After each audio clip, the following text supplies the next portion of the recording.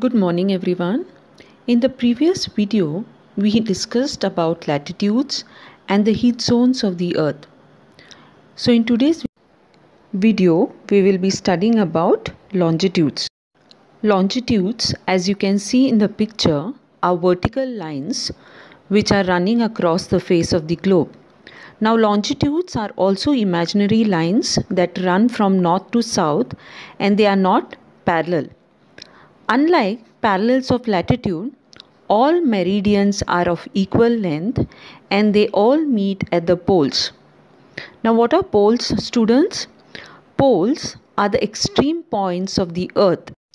The extreme point in the northern hemisphere is called the North Pole and in the southern hemisphere it is called the South Pole. Now students, the distance between the longitudes is wide at the equator. If you look at the picture, you can see it is wide and decreases steadily at the poles until it becomes zero, where all the longitudes meet. Now, as you all know, longitudes are also important indicators of time. They are called meridians. Now you can see in the picture, prime meridian is a meridian that passes through Royal Observatory at Greenwich near South London. As you all know, all meridians are of equal length, so it becomes difficult to number the meridians.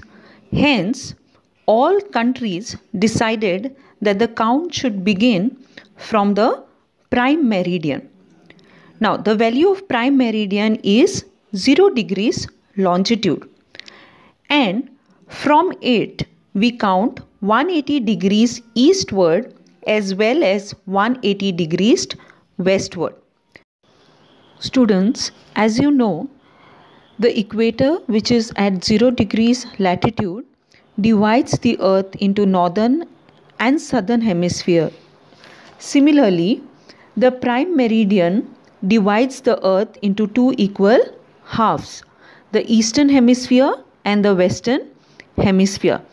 Therefore, the longitude of a place is followed by the letter E for the east and W for the west.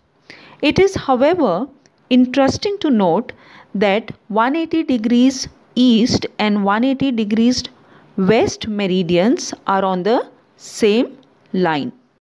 This 180th degree longitude, which is opposite the prime meridian, is known as the anti-meridian.